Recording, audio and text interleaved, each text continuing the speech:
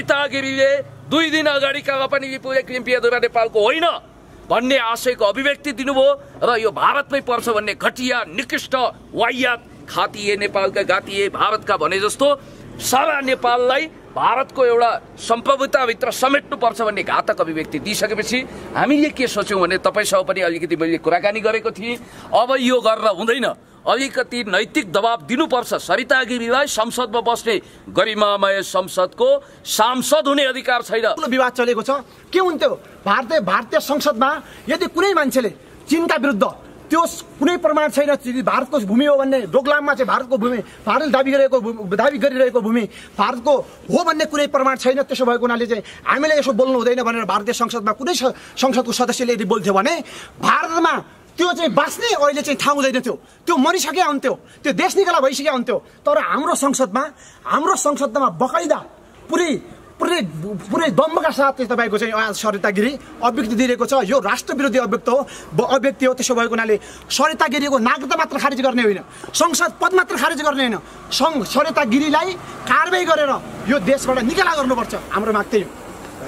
तपाईँ त्यहाँ अनसनमा जाँदाखेरि पक्राउ पर्नु भएको कि सरिता गिरीको घर घेराउमा जाँदाखेरि? होइन, हामी अनसनमा पुण्यदायीको नेतृत्वमा हामी सबै साथीहरू शान्तिपूर्ण तरिकाले हामी अनसनमा रिले अनसनमा जाने र यो मुख्य रूपमा चाहिँ अहिले सरिता गिरीको जो देशद्रोही अभिव्यक्ति छ त्यो अभिव्यक्तिका विरुद्धमा र सरिता गिरीको त्यो सभासद जुन पद छ त्यो पद खारेज हुनुपर्छ। सम्बन्धित पार्टीले चाहिँ सरिता गिरीलाई चाहिँ त्यो संसद पदबाट फिर्ता बोलाउनु पर्छ भन्ने चाहिँ दबाब स्वरूप हामी त्यो दबाब दिनको लागि एउटा अनसन रिले अनसन पुण्यदायीको नेतृत्वमा रिले अनसन गर्ने भनेर हामीले चाहिँ त्यो प्लान बनाएका थियौँ। तर दुर्भाग्यवश हामीले त्यो तयारी गर्दै प्रहरीको हस्तक्षेप भयो, प्रहरीले पक्राउ गरेर अहिले चाहिँ हामीलाई यो पुलिस क्लबमा अनसन त हामीले यहीँ पनि गऱ्यौँ। अब बाबुरामजीको कुरा सुनेपछि म बोल्नु भाइहरूको पनि अब यस्तो हाम्रो आन्दोलन किन जारी छ भने अब हाम्रो यो पहिलो आन्दोलन भनेको जुन यो वैशाख 26 गते होइन वैशाख 26 गते चाहिँ तपाईँको लिम्बुधुरा कालापानी अनि तपाईँको चाहिँ यो 3वटा चाहिँ त्यो क्षेत्र चाहिँ जुन 374 भूमिलाई समेटेर चाहिँ किलोमिटर भूमिले समेटेर चाहिँ जुन भारतले एकपक्षीय रूपमा चाहिँ सडक निर्माण गर्यो त्यसदेखि जुन समाचार आउट भइसकेपछि हाम्रो आन्दोलन सुरु भयो।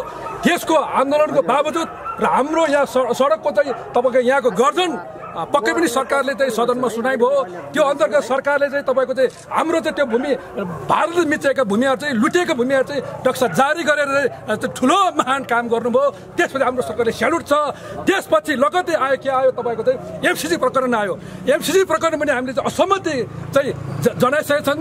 त्यसो पनि तपाईँको के हो भने तपाईँको त्यहाँ चाहिँ घातक मुद्दाहरू चाहिँ खारिज गरेर मात्रै त्यो चाहिँ संसदमा चाहिँ पारित हुनुपर्छ भने हाम्रो माग थाहा राख्दै यो बिचमा चाहिँ सरिता गिरीले मान्य हुनुहुन्छ उहाँले यो सम्बोधन पनि उहाँलाई चाहिँ हामीले गर्न चाहिँ उहाँले चाहिँ लायक हुनुहुन्न। उहाँले संसद भवनमा खुलिआम यो नेपाल सरकारले जारी गरेका महान नक्साको विरुद्धमा यो नेपाल सरकारले महान गरेका नक्साको कुनै तुक छैनन्। यो भारतीय भूमि हो, यो भारतले नसोधिकन कसरी नक्सा जारी गर्यो यो नेपालको होइन भन्ने अभिव्यक्ति हो। त्यसको विरुद्धमा हामीले यो आन्दोलन विरुद्ध गरेको हो र निकट भविष्यमा यस्ता चाहिँ सरिता गिरी जस्तो देशद्रोही चाहिँ अङ्गीकृत नागरिकहरूले चेलीहरूले चाहिँ तिनले कुनै पनि भूमिमा टिक्न नपाओस् र संसदमा त्यस्ता खालको चाहिँ देशद्रोही व्यक्तिहरूले चाहिँ संसदीय टिकटहरू र नेपाली नागरिकहरू चाहिँ पाउन नसकोस् भन्ने खालको चाहिँ हाम्रो दीर्घकालीन सोचले चाहिँ यो हामीले त्यो आन्दोलन जारी राखेका छौँ। र आज जुन हामीले उहाँको चाहिँ संसद पद र नेपाली नागरिक चाहिँ खारिज गर्नुपर्छ भन्ने माग राखी हामीले बीआईसीसी भवनमा आन्दोलन गरेका थियौँ। त्यो पनि हामी गिरफ्तार भयो र गिरफ्तार भए पनि हाम्रो के अरे यो अनसन जारी रहेका छन्। आज पुण्यजीको नेतृत्वमा उहाँले अनसन बस्नुभयो। भोलि म पनि बस्न सक्छु, यहाँ कतिपय साथीहरू बस्न सक्छु र देशभक्ति साथीहरू एक भएर चाहिँ आफ्नो देशको स्वामित्व राष्ट्रिय अखण्ड र भूमि रक्षाको निमित्त यस्ता खालको सरिता गिरी जस्तो देशद्रोही नागरिकलाई सम्माननीय गर्न पनि हामीले लायक छन्। तिनलाई देश टिकाल गर्नुपर्छन् र भविष्यमा यस्ता खालको नागरिक जन्मिनु हुन्न र त्यस्ता खालको चाहिँ नागरिक जन्मियो भने त्यस्ता मान्छेले अङ्कित नागरिक दियो भने निकट भविष्यमा अबको 5-10 वर्षमा फिजीकरण हुन्छ, यो सिक्किमीकरण हुन्छ। तिनका लागि बद्धक लागि तिनबाट बचाउने निमित्त सम्पूर्ण देशभरका युवाहरू, देशभक्त युवाहरू एक भएर यिनका विरुद्ध लाग्नुपर्छन्। यी अङ्गीकृत नागरिक र खारेज गरेर यिनले चाँडै भारत चाहिँ यो नेपाल सीमा कटाउने अभियान लाग्नुपर्छ भन्ने एउटा चाहिँ हामी आह्वान गर्छौँ। थोरै समय पनि कम छ, म पुण्यजी कहाँ जानु पर्यो। पुण्यजी तपाईँलाई स्वागत गर्न चाहन्छु। धेरै धेरै धन्यवाद। तपाईँहरू निस्किनु भएछ, म त अलि लामै समय पर्नुहुन्छ कि भन्ने सोचेको थिएँ। अब सौभाग्य दुर्भाग्य के भन्ने आज हामीले तपाईँलाई मैले सूचना पनि दिएको थिएँ। सूचना दिनुभएको थियो, अलि आउँदै लेट भयो। हामी आउनुभन्दा अगाडि तपाईँ ठ्याक्कै पक्राउ गर्नुभएछ। अब आजको घटनाबारे सरसर्ती बताइसकेपछि साथीहरूले धेरै कुरा भनिसक्नु भएको छ। अलिकति यसको अरू कुराहरू अब हामी के गर्छौँ भन्ने कुरा पनि म यहाँलाई जाहेर गर्न चाहन्छु। एउटा कुरा एकछिन अलिकति तात्विक कुरा गरौँ न। यो तपाईँको अनसन कतिको इफेक्टिभ होला जस्तो लाग्छ? इफेक्टिभ हुन्छ। कसरी हुन्छ म तपाईँलाई बताउँछु। जस्तो यसको पृष्ठभूमिमा जानुहोस्, धेरै लम्बे तान महाभारतको च्याप्टर नखोलौँ। मैले यहाँलाई भनेको थिएँ हामी सत्याग्रह गर्छौँ, हामी शान्तिपूर्ण ढङ्गले नेपालको महान भूमिको नक्सा समेटेर, कालापानी लिम्पियाधुरा लिपुलेख समेटेर जुन ढङ्गको महान नक्सा यो देशभक्त समाजवादी सरकारले जारी गर्यो त्यसलाई लेजिटिमाइज गर्न निशाना छाप 2/3 मेजोरिटीले पास गर्नुपर्ने हुन्छ।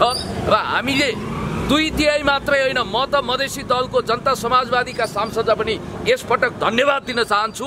उहाँहरूले करिब सर्वसम्मत गरेर कसैले नो भनेनन्, चरोमुसो बोलेन। सरिता कुन कुनामा बसेकी थिइन् थाहा छैन, सायद उनी टोयलेटतिर गएकी थिइन् कि अथवा घरतिर निक्लेकी थिइन्, जसकेलाबाट भागिन् कि थाहा छैन। तर हामीले के भन्यौँ भने वास्तवमै नेपाली काङ्ग्रेसले पनि यसपटक सुझबुझ देखायो र यो देशभक्त समाजवादी नेकपा हाम्रो पार्टी सरकारले जुन ढङ्गको एउटा फैसला लियो, सम्पूर्ण देशभक्त नागरिकले वाह क्या बात भन्नुभयो। र भयो के भने सरिता गिरीले 2 दिन अगाडि कालापानी लिम्पियाधुरा नेपालको होइन भन्ने आशयको अभिव्यक्ति दिनुभयो र यो भारतमै पर्छ भन्ने घटिया निकृष्ट वाहियात खातिए नेपालका गातिए भारतका भने जस्तो सारा नेपाललाई भारतको एउटा सम्प्रभुताभित्र समेट्नुपर्छ भन्ने घातक अभिव्यक्ति दिइसकेपछि हामीले के सोच्यौँ भने तपाईँसँग पनि अलिकति मैले कुराकानी गरेको थिएँ। अब यो गरेर हुँदैन, अलिकति नैतिक दबाब दिनुपर्छ। सरिता गिरीलाई संसदमा बस्ने गरिमामय संसदको सांसद हुने अधिकार छैन, उनले गरिमा गुमाएकी छिन्, उनको नागरिकता पनि जफत हुनुपर्छ, उनी अङ्गीकृत नागरिक हुन योग्य छैनन्। दोस्रो कुरो, नेपालले उनलाई के दिएन, किस्तीमा राखेर पद दियो, सान दियो, सौकत दियो, गाडी घोडा सबै दियो, मन्त्री बनायो, करप्सन चार्ज लगाएर बाबुरामले त्यतिखेर हटाउनु भयो। यस्ती घातक नागकन्या विषकन्या जसले नेपाल महान नेपालको आमा विरुद्ध झन्डा विरुद्ध जसले नागिन जस्तो भएर डस्न आई, यो खालको गद्दार रेन्टुबेको मानस पुत्रीलाई नेपालको संसदमा ढिम्किन पनि दिनु हुँदैन। उनका अपराध एक छैनन्, अनेक छन्। मित्रराष्ट्र चीनलाई बदनाम गर्ने कोसिस गरेकी छिन्, नेपालको सन्तुलित परराष्ट्र नीति पञ्चशीलता विरुद्ध धावा बोलेकी छिन्, असंलग्नता विरुद्ध हलहल विष ओकलेकी छिन्। महान निजगढ काठमाडौँ फास्ट ट्र्याक र गौरवशाली राष्ट्रिय गौरवको आयोजना निजगढ विमानस्थल बन्नु हुँदैन भन्ने ढङ्गले कन्स्पिरेसी षड्यन्त्र गरेकी छिन् र गौरवशाली नेपाली सेनालाई डाउन साइज गर्नुपर्छ भनेर उनले यो ढङ्गले क्याम्पेन गरेकी छिन्। नेपालको सारा संरचना ध्वस्त तुल्याउनको निम्ति प्रयोग भएकी लेन्डुप दोर्जेकी मानस पुत्री उनी हुन् भनेर हामीले के सल्लाह गर्यौँ भने अब यसपटक भविष्यमा कुनै पनि सरिता गिरी संसदमा जन्मिन नसकुन् भनेर हामीले एउटा प्रभावशाली आन्दोलन गर्नुपर्छ, सत्याग्रह गर्नुपर्छ भनेर हामीले रिले अनसनको सुरुवात गऱ्यौँ। सुरुवात गर्दाखेरि हामी बानेश्वर आयौँ। बानेश्वरमा आइसकेपछि मैले सांसद गङ्गा चौधरीजीसँग पनि कुराकानी गरेको थिएँ, अरू धेरै मान्यहरूसँग पनि कुराकानी गरेँ। उहाँहरूको आशय के थियो भने कमसेकम 72 घण्टाभित्र यो सबै कुरा पास हुन्छ, यो संशोधनहरू पनि फिर्ता हुने के प्रक्रिया सुरु हुन्छ। हामी तपाईँहरूसँगै छौँ, सोलिडारिटी व्यक्त गर्नुभयो। आज पनि यहाँ आउन खोजिरहनु भएको थियो, समयले भ्याउनु भएन र म तपाईँलाई भन्न चाहन्छु हामीले त शिरमा कफन बाँधिसकेका छौँ। देशको पक्षमा, जनताको पक्षमा, विकासको पक्षमा, समृद्धिको पक्षमा, राष्ट्रघाती विरुद्ध, रेन्डुपे विरुद्ध हामीले मोर्चा खोलिसकेका छौँ। हामी रोकिँदैनौँ, थामिँदैनौँ र हामीले त्यहाँ जब अनसन सुरु गर्न लाग्यौँ हामी त कस्तो अवस्थामा पुग्यौँ भने बाहिर काहीँ अनसन सुरु गर्ने अवस्थै भएन र हामीले के सोच राख्यौँ भने केही अभिव्यक्ति दियौँ र सिधै हामी घेरा तोड्दै देशभक्त नेपाल प्रहरीको त इच्छा हुँदो हो साथीहरूले गएर संसदमै आवाज घन्काउन्, तर उहाँहरूलाई वर्दीको मर्यादालाई छेक्यो, निषेधित क्षेत्र जान पाउनुहुन्न भन्ने बित्तिकै घेरा तोड्ने कोसिस गर्दा हामी गिरफ्तार पर्यौँ। साथीहरू देखिरहनु भएको छ।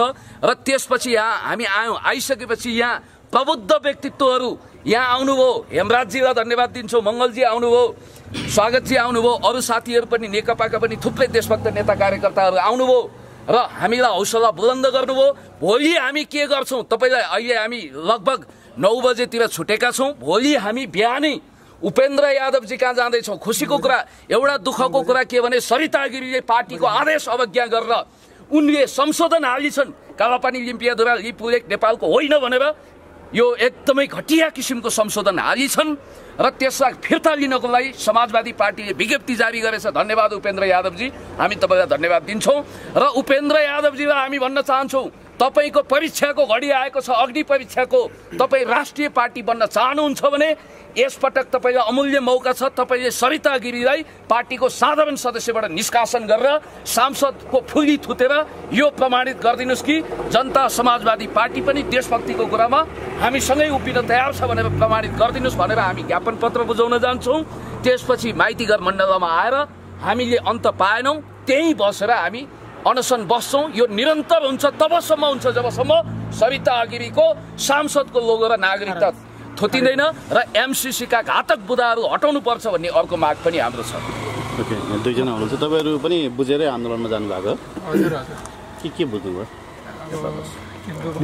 नेपालको एउटा नेपालको सभासद भएर अनि चाहिँ त भनेपछिमा भारतको बनाएर अहिले चाहिँ त भनेपछिमा 81 चाहिँ त भने भारतको बोल्ने, अनि चाहिँ त भने भारत अब लिपुले कालापानी चाहिँ त भनेपछिमा भारतको नक्सा हो, भारतको हो भन्ने, त्यो भनेपछिमा नेपालको पदमा बसेर नेपालको चाहिँ त भनेपछिमा एउटा अगाडि बसेर चाहिँ त भनेपछिमा उहाँले त्यो बोल्नु भनेको चाहिँ त भने सरिता गिरीको पक्षमा विपक्षमा हामी चाहिँ त भनेपछिमा कन्टिन्यू हाम्रो चाहिँ त आन्दोलन आज होइन कि कन्टिन्यू हाम्रो आन्दोलन जारी हुनेछ। हामी चाहिँ त भने यसको लागि चाहिँ त सङ्घर्ष र बलिदान दिन तयार छौँ र त्यसको लागि लट्ठी खाने पनि तपाईहरु हैन? हजुर, हिजो प्रहरीको लट्ठी खायौँ हामी चाहिँ त भनेपछि देश र जनताको लागि चाहिँ लट्ठी होइन, हामी चाहिँ ज्यान जाओस् तर चाहिँ हामी चाहिँ त्यसको लागि कठोर भएर चाहिँ हामी लाग्नेछौँ र हामी चाहिँ त भने अब त्यसको सरिता गिरी जस्तो मान्छेलाई चाहिँ त भनेपछिमा जसरी पनि भनेपछि संसद पदबाट खारेज गर्नुपर्छ र वा नागरिकता पनि चाहिँ त भनेपछि त्यसको खारेज गरेर चाहिँ त भनेपछि भयो भनेपछि ठिक छ, नत्र भनेपछि सरिता गिरी जस्तो मान्छे चाहिँ संसद पदमा बस्नु उचित छैन र यस चाहिँ त भनेपछि यो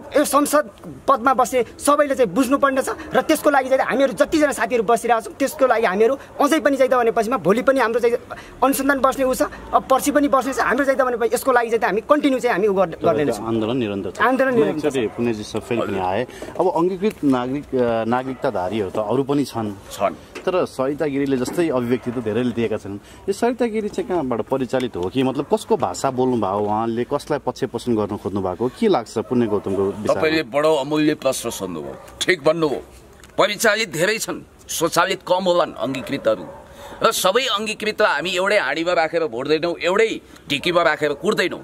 तर नेपालमा बसेर नेपाली जनताले तिरेको कर खाएर नेपाल विरुद्ध, नेपाल आमा विरुद्ध हलाल विष ओकल्ने, नेपालको राष्ट्रिय सार्वभौमसत्ता अखण्डता र भौगोलिक स्वतन्त्रता विरुद्ध दखल अंदाजी गर्ने सरिता गिरी खुलेआम छाती खोलेर नेपाल विरुद्ध जाइ लागेकी छिन्। अरू धेरै छन् यस्ता घातक अभिव्यक्ति दिने, हिन्दी भाषालाई राष्ट्रिय भाषा बनाउनुपर्छ, अंगीकृतलाई राष्ट्रपति प्रधानमन्त्री प्रधान सेनापति बनाएर नेपालको सिक्किमीकरण, फिजीकरण, मोरिसस जस्तो बनाउनुपर्छ भनेर त्यसरी कुख्यात ढङ्गले जाइ लागेका अरू धेरै छन्। तर यो सरिता गिरी चाहिँ यस्तो नमुना भइन् जसले हेर्नुहोस् फेरि उनी चाहिँ 37 सालमै अंगीकृत नागरिकता लिएको नेपाली एकदम विद्वान एउटा व्यक्तिसँग बिहा गरेर उनलाई डिप्रेसनमा पुर्याएर रक्सीको मात्रा बढ्ने गरी उनलाई बेहोस। तपाईको त्यहाँ साथीले के भन्नु भने सरिता गिरी चाहिँ भारतको कोठीमा जन्मेको भन्नुभयो, त्यसको अर्थ के हो? अब म हेर्नुहोस्, म गाली गलौज गर्ने नाममा मेरो स्तर भन्दा तल आउँदिन, प्रतीकात्मक रूपमा भनेको होला। म तपाईँलाई भन्न चाहन्छु कोठीमा जन्मिएको मान्छे बरु राम्रो हुन सक्छ, तर सरिता गिरी भनेको यो देश विरुद्ध जाइलाएकी घातक मान्छे हुन्। म नारा लगाउँछु साथीहरू, सरिता गिरी मुर्दाबाद मुर्दाबाद मुर्दाबाद। कोठीमा जन्मेको भन्दा पनि तल्लो किसिमको व्यवहार छ। देशभक्त समाजवादीहरू एक हौं, सरिता गिरी मुर्दाबाद मुर्दाबाद। सरिता गिरीको नागरिकता र सांसदको खारेज गर। देशभक्तहरू एक हौं। भाइको अन्तिममा एउटा अभिव्यक्ति लिइदिउँ, उहाँ जुझारु भाइ हुनुहुन्छ एकदम। भोलिका जे जस्तो भने एउटा नेपाल राष्ट्रको दावेदार हुन्, तपाईँले अभिव्यक्ति दिनुहोस्। आज चाहिँ हामी अब बानेश्वरबाट पक्राउ पर्यौँ।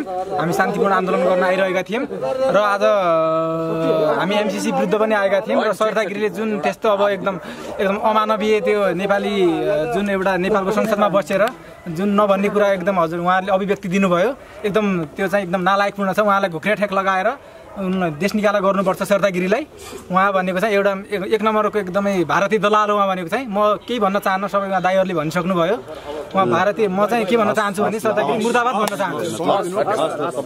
धन्यवाद।